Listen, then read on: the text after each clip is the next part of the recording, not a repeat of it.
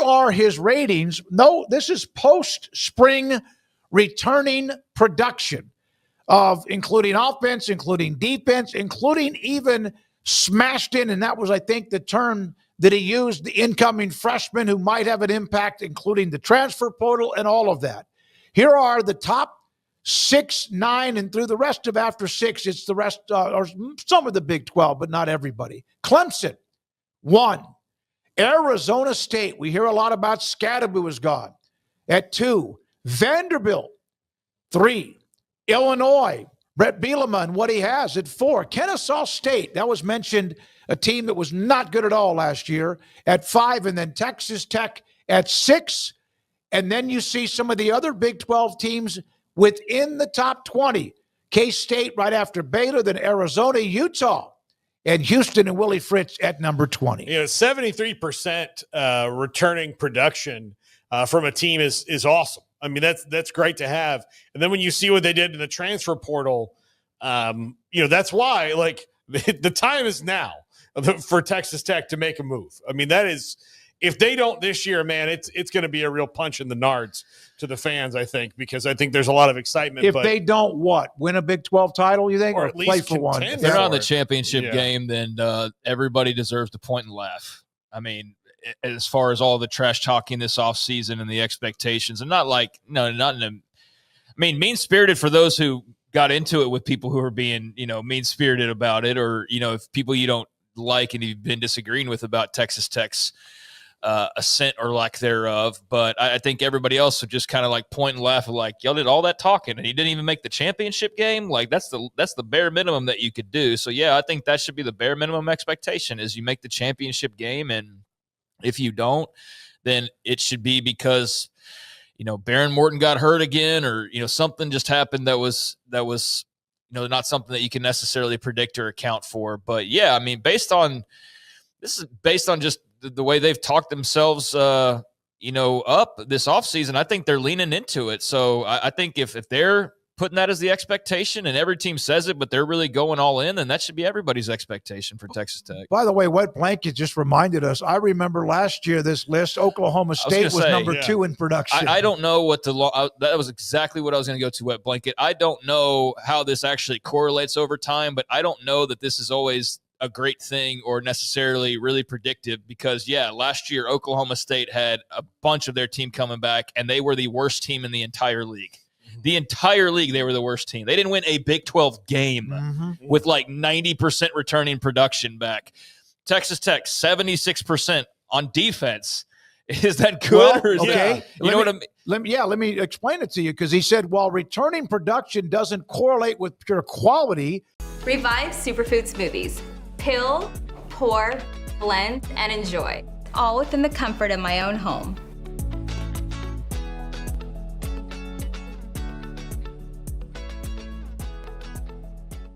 Revive Superfood Smoothies.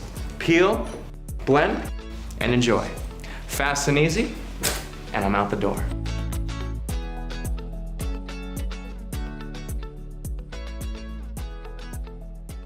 It correlates well with improvement and regression, particularly at the extremes. Yeah, so, the defense wasn't any good, although there are spots that return that you feel like, and then Shieldwood, obviously, and the guys you added and everything else. So, But yeah, just going simply off of the percentages, they got 76 back, they ought to be good. It's like, if the other stuff they brought in to make up the 24% is really good, and the 76 that's coming back is improved, then that could be really good. But that's, I just don't look at this like it's the end all be all to Wet Blanket's point. So, that's something for Tech, for Baylor, for K-State, for everybody on this list. When you do look at it, and you look at Clemson, for example, and all the dudes they've got coming back, starting with the Cade Club, then you feel great about having a lot of that team back, and you should have high expectations. If you were pretty good last year, that you should be just as good, if not a little bit better this year. Or if you're, somebody who was sort of in the middle, then you should be a shade above that, especially if you're a Texas Tech who's made a bunch of big splashes. I look at Arizona State, and I can understand why everybody's lining up to recrown them again. But, dude, 79%. And I get like Sam Levitt and Tyson, like that's great. Dude, Cam Scatterbo was a massive part of that team. So like you could have 98% coming back and he's the 2% that's not. And that 2% could derail that thing. I mean, to the point where it's not quite what it was. I mean, where are they in that Big 12 title game without him? I mean, like, it's not even a close game. It's not about. And at times it almost broke away with him. It's not about numbers specifically, too, with Cam Scatterbo. Like, there are guys who in those moments, look across and go, oh, I'm getting this first down. I'm going to do this. He's a special type football player where. Yeah, you can't put production numbers or quality into heart and soul or leadership and things like that. These are mainly games stat in the driven. Big 12 that are mostly one-score games. Yeah. And that first down you needed to get at a key spot. Those kind of things don't necessarily show up in stuff like this. So, yeah, Cam Scatterbo is a huge question mark about how do you replace not just the yards and touchdowns and whatever, those kind of things will come, but do they come in the same spots? Well, they replaced him, they think, with the Army running back, at least part of it. And here's part of what Connolly also said. Incoming transfers is mashed into both the numerator and denominator of the returning production formula. So if you lose your starting quarterback, but bring in somebody else's starting quarterback in the portal, your returning yards is probably around 50% what it was a year ago. The production of transfers from schools below FBS level get half credit. Yeah, I mean, that's good that he goes into explanations on a lot of those things, and Bill does a great job, and he puts out really interesting stuff like this. So you can look at it. It's the eye of the beholder. So I looked at it last year, and I looked at it a lot in making my predictions, and I'm not doing that again this year. I mean, the Oklahoma State thing alone, that's just – they were number one like in this category, and they finished – number 16 out of 16 in the league. And that wasn't like, well, they had 85% and they had two massive players leave. So that's why. No, Ollie Gordon was back and the quarterback was back and the receivers were all back and the defensive players back. Now they got hurt on defense. They got hurt badly. A couple NFL draft picks got hurt like pretty much immediately. Yeah. So you can't account for that. So they would have been better, to be fair. But yeah, just saying that this isn't an exact science. Bill doesn't claim that it is, but it is interesting to look at. And there is something, too, if you're a good team or a team that's geared up this offseason and you were pretty good last year and you're bringing back a bunch of key pieces, I can see why Arizona State feels great about next year, even with Scatterbo leaving. I can see why Texas Tech feels great about next year. Baylor, same thing, and so on and so forth. So, yeah. One of the things that's of interest, with the Clemson at the top, I never thought they were going to beat Texas in that playoff game in Austin. But my God, that turned out to be a pretty entertaining game. There were there's a couple of drives, especially maybe third quarter or whatever, where it got a little bit interesting, but they just couldn't stop Texas. Texas at times struggled stopping them. But that team was one that went into Austin and put on a pretty good show for the most part. I actually think the bigger thing about Clemson is not who they're returning. It's that they're actually like bringing people in for the first time to hit with a quarterback like Cade Klubnik, who looks like he's finally come into his own. And they're in a system with Garrett Riley on offense that's really good. And not only that, they went and hired Tom Allen from Penn State as the defensive coordinator. So that's a big deal for them. That's a step up at that spot. So I think that's kind of the bigger thing with Clemson. Now they do. I think the biggest thing is return a lot of offensive linemen, which was not the case a couple years ago when they were trying to rebuild this thing back up.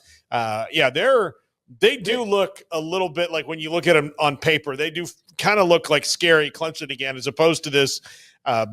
Which was still good. They weren't scary anymore. They were just good. They were efficient, but they kind of might be scary Clemson. They brought in on their depth chart, they have a wide receiver who's a transfer portal. They have defensive end and also a linebacker. So they didn't bring, but they at least started to look at that idea rather than none at all, who could try to give them a little oomph if they possibly can.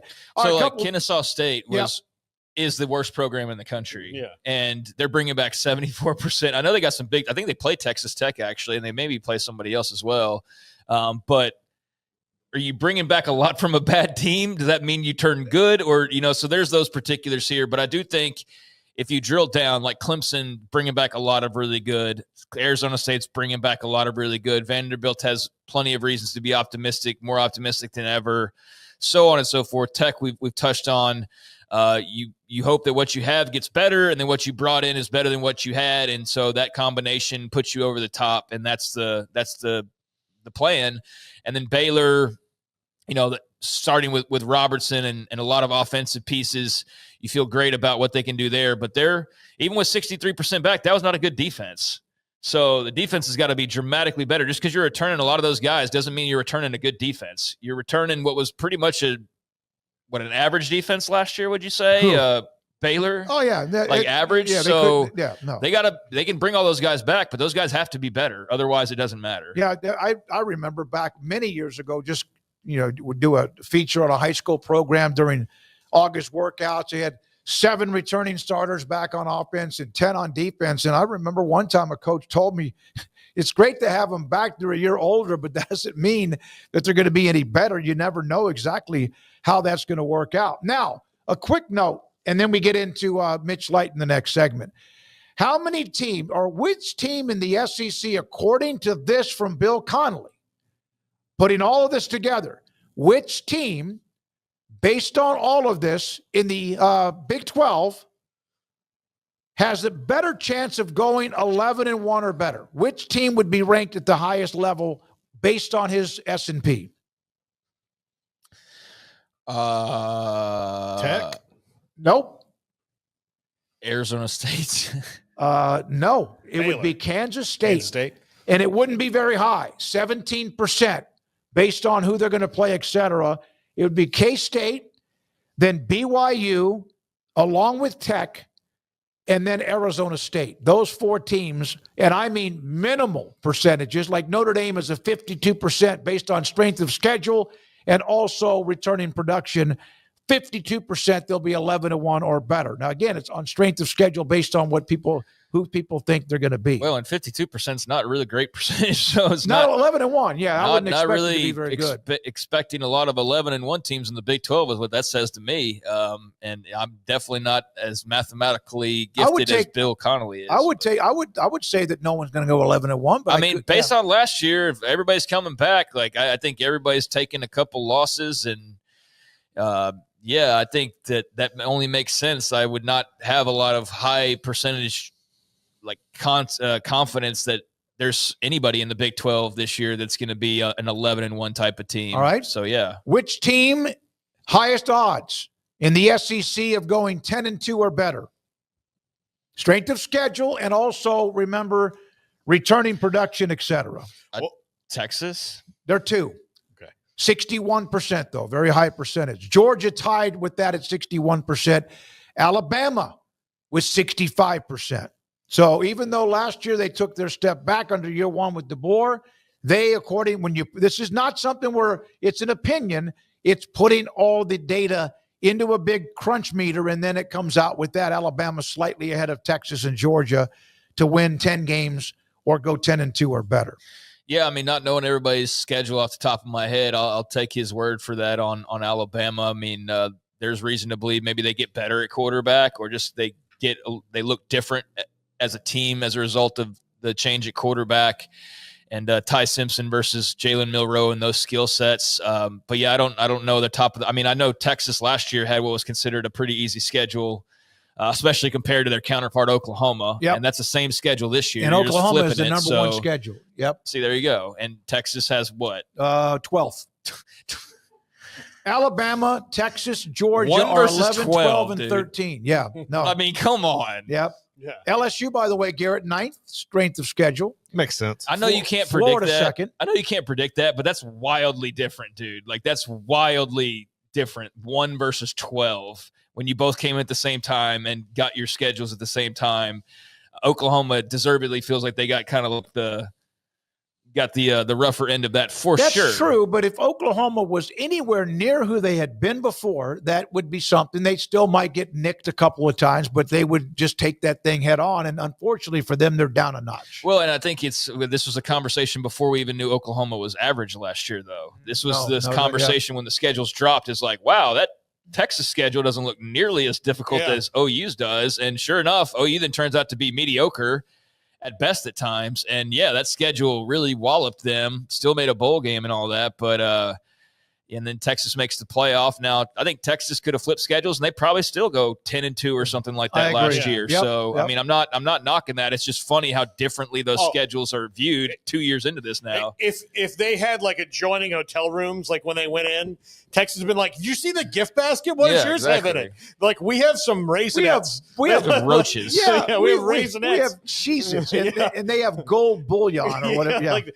we have champagne in here. What'd you get? Well, there's the provided bottles of water. Yeah. So I hope we get 2 more tomorrow. The team out of everybody that has the highest percentage of going 10 or 2 or better is actually Penn State, based on the strength of schedules, 29, but they have an 82%, even ahead of Ohio State at 77% of going 10 or 2 or better. That's the highest among anybody mentioned, Power 4 or Group of 5 or anybody at that level.